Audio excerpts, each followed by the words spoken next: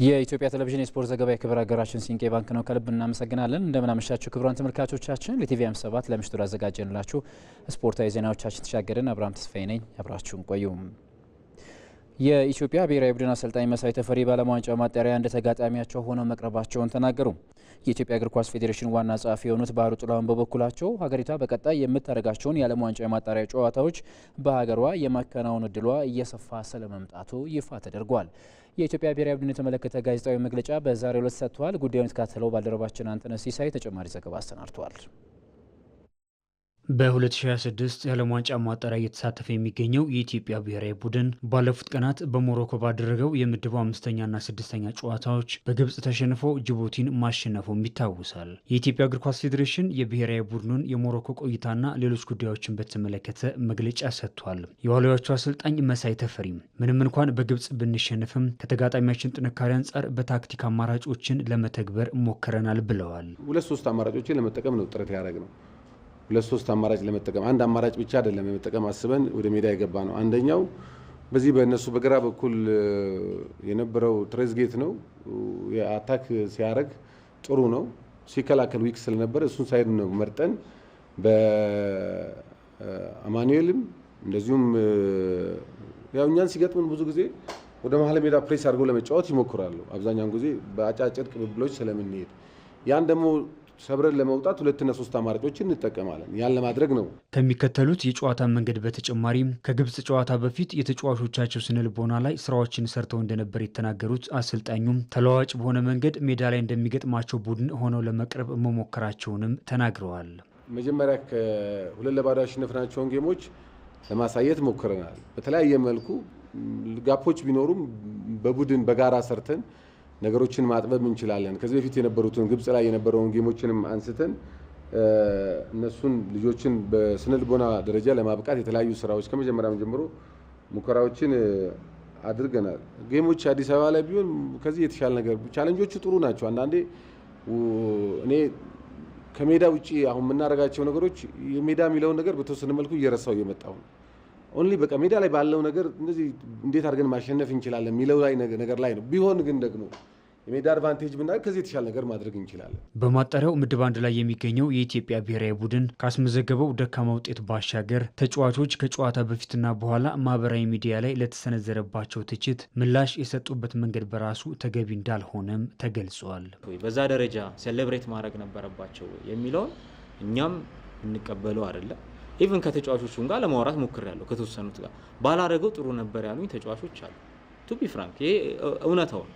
በዚህ መልኩ ሴሌብሬት ባላደርግ ደስ ይለኝ ነበር፣ ትክክል አይደለም ያደረኩት የሚል ሀሳብም ያነሱ ተጫዋቾች እንዳሉ በዚህ አጋጣሚ ለማንሳት እወዳለሁ። ኢትዮጵያ ዝቅተኛውን የካፌ ጥራት ደረጃ የሚያሟላ ስቴዲየም የሌላት በመሆኑ በሜዳዋ ማድረግ የነበረባትን ጨዋታ ከሀገር ውጭ ለማድረግ መገደዷን ያስታወሱት የኢትዮጵያ እግር ኳስ ፌዴሬሽን ዋና ጸሐፊ ባህሩ ጥላሁን ለሁለቱ ጨዋታዎች የሞሮኮ እግር ኳስ ፌዴሬሽን ብዙ ወጪዎችን እንደሸፈነላቸውም ተናግረዋል። ሁሌም በዚህ መልኩ እንደማይቀጥሉ የተናገሩት ዋና ጸሐፊው የባህር ዳር ስቴዲየም በመጠናቀቅ ላይ በመሆኑ ዋሊያዎቹ ቀጣይ በሜዳቸው የሚያደርጉትን ጨዋታ በሀገራቸው የሚያከናውኑበት እድል ሰፊ መሆኑንም አንስተዋል።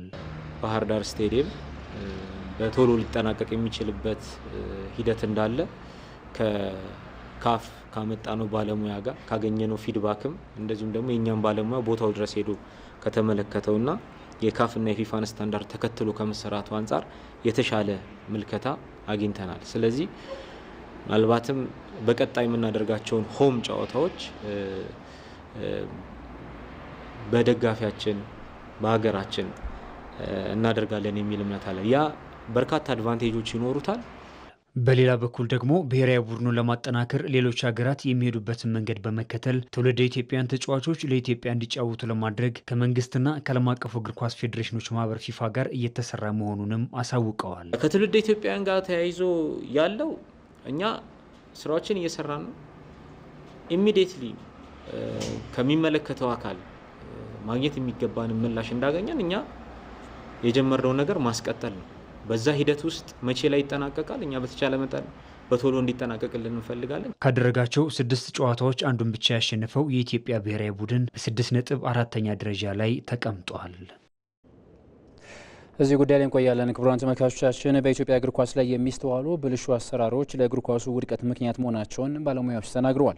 እግር ኳሱን የሚመሩ ሰዎች ኃላፊነት የሚመጡበትና የአሰልጣኞች ቅጥርም ይሁን የተጫዋቾች የዝውውር ሂደት ስርዓትን የተከተለ አለመሆኑ ለችግሩ መባባስ ዋነኛ ምክንያት መሆኑን ነው ባለሙያዎቹ ከኢትዮጵያ ቴሌቪዥን ጋር በነበራቸው ቆይታ ሀሳባቸውን ያካፈሉት። አንተነህ ሲሳይ፣ ታለንት እያለህ አቅም እያለህ ገንዘብ የምትጠየቅበት ሙስና በግልጽ ነው ያለው።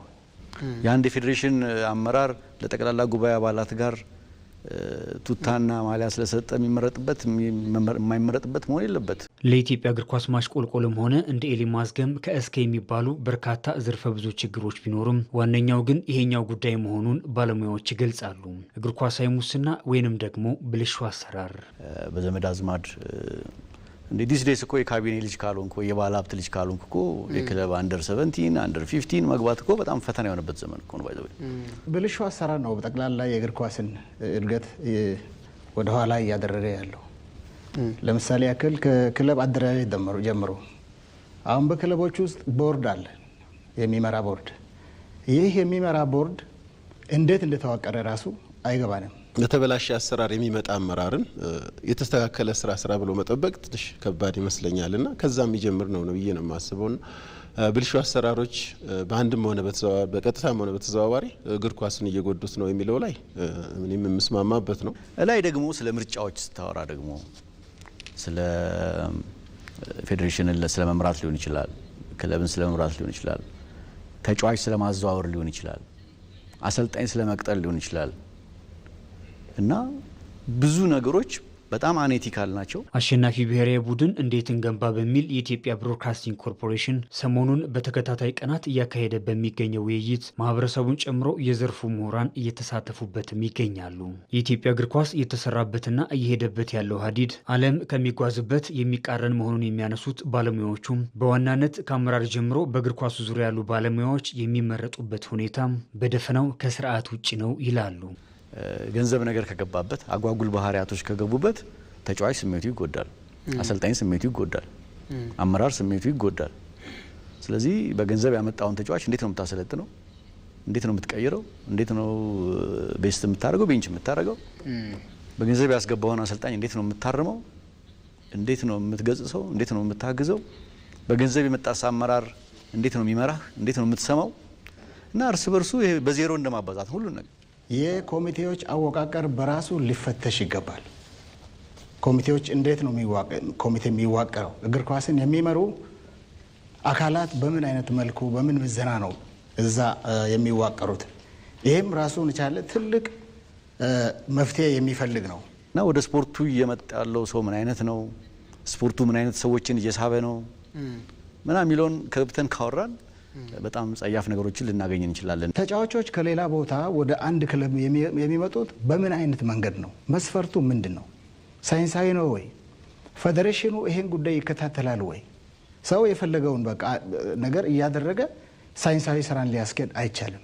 በሌላ በኩል ደግሞ ባለሙያዎች ዓለም አቀፋዊ የሆነውን ስፖርት በልኩ አለመምራታቸውና እነሱ ባላቸው እውቀት ልክ ወይንም ደግሞ ብቃትን መሰረት አድርጎ ከመምራት ይልቅ በትውውቅ የሚመራ መሆኑም በሕዝቡ ዘንድ እጅጉን የሚወደደውን እግር ኳስ ችግር ውስጥ ከቶታል ብለዋል። ሙስና በግልጽ ነው ያለው። የኢትዮጵያ እግር ኳስ መሰረታዊ ችግር ናቸው ብለን ከምናስባቸው አንዱ ፖይንት ይሄ ነው። የእንግሊዝ ብሔራዊ ቡድንን የሚያክል አሰልጣኝ እኮ ጀርመናዊ ነው የሚያሰለጥነው። ማለት እንግሊዝ እንዲህ ትልቅ ነን የሚሉትን ብሔራዊ ቡድን ለጀርመናዊ ነው የሰጡት። እዚህ ሀገር የሆነ ክልል ሄደ መስራት አትችልም። የዛ አካባቢ ተወላጅ ካልሆንክ ሊትራሊ በተለይ በምክትል አሰልጣኝ በግብ ጠባቂ አሰልጣኝ ደረጃ አታገኝም። አንዱ ኢንዲኬተር መለኪያ እየሆነ ነው እና ብዙ መልክቶች አሉት። የኢትዮጵያ ብሔራዊ ቡድን የእግር ኳስ ተጫዋቾች የሚመረጡት ሳይንሳዊ መንገዱ ትክክል ነው ወይ? ሳቦታጅ የለውም? ሙስና አይካተትበትም? ሊፈተሽ ይገባል። እግር ኳስ የኢትዮጵያ እግር ኳስ እንደ ሕዝቡ ፍላጎት የምንፈልገውን ነገር የምንፈልገውን ቦታ ላይ እንዲደርስ ሪፎርም መደረግ ነው ያለበት። የተጠያቂነት እጦት፣ አቅጣጫን አለማወቅና ኃላፊነትን መዘንጋት ደግሞ ሌሎች ለችግሩ መባባስ ምክንያቶች መሆናቸውንም ባለሙያዎቹ ጠቁመዋል። ክቡራን ተመልካቾቻችን የኢትዮጵያ ብሮድካስቲንግ ኮርፖሬሽን ጠንካራ ብሔራዊ ቡድን እንዴት እንገባ በሚል ሀሳብ የውይይት መድረክ እያከናወነ ነው የሚገኘው። ላለፉት 2 ቀናት የውይይት መድረኩን ማከናወኑ የሚታወስ ነው። በነገው ዕለትም ተመሳሳይ ርዕሰ ጉዳዮችን በመያዝ ከባለሙያዎች ጋር ቆይታ የሚደረግ ነው የሚሆነው ከ4 ሰዓት እስከ 5 ሰዓት ተኩል ባለው ሰዓት ውስጥ ማለት ነው። በኢቲቪ መዝናኛ ቻናል በቀጥታ መስመር ላይ የገባችሁ ሀሳባችሁን እንድትሰጡም በዚሁ ሀሳባችንን ወይም ደግሞ ጥሪያችንን ለማስተላለፍ እንወዳለን። ወደ ሌሎች ርዕሰ ጉዳዮች እንሻገራለን። በኢትዮጵያ ሴቶች ፕሪሚየር ሊግ 15ኛ ሳምንት ተስተካካይ አንድ መርሃ ግብር ዛሬ ሲደረግ ቦሌ ክፍለ ከተማና ቂርቆስ ክፍለ ከተማ ጨዋታቸውን በአቻ ውጤት አጠናቋል። የቦሌ ክፍለ ከተማን መሪ ያደረገች ግብ ጤና ሊታመው ስታስቆጥር የመጀመሪያው አጋማሽ መጠናቀቂያ ላይ ደግሞ ስራ ይርዳው የአቻነቷን ግብ ለቂርቆስ ክፍለ ከተማ ከመረብ ማሳረፍ ችላለች። ቂርቆስ ክፍለ ከተማ በዘንድሮ የኢትዮጵያ ሴቶች ፕሪሚየር ሊግ ካደረጋቸው 17 ጨዋታዎች 2ቱን ብቻ ማሸነፍ የቻለ ሲሆን በ11 መርሃ ግብሮች ሽንፈት ደርሶበት በ4ቱ አቻ መለየት ችሏል።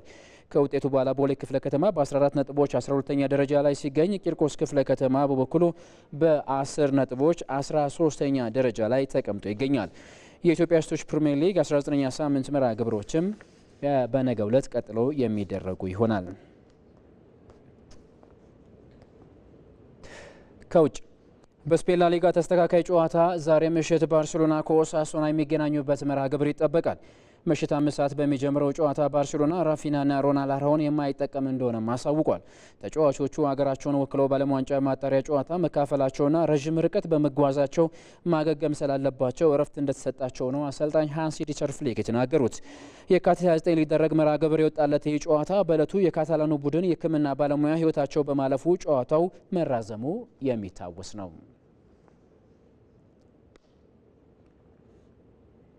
ክቡራን ተመልካቾቻችን ለኢቲቪ 57 ለምሽት ያዘጋጀንላችሁ ስፖርታዊ ዜናዎቻችን በዚያ በቁ። በያላችሁበት መልካም ምሽት ይሆንላችሁ።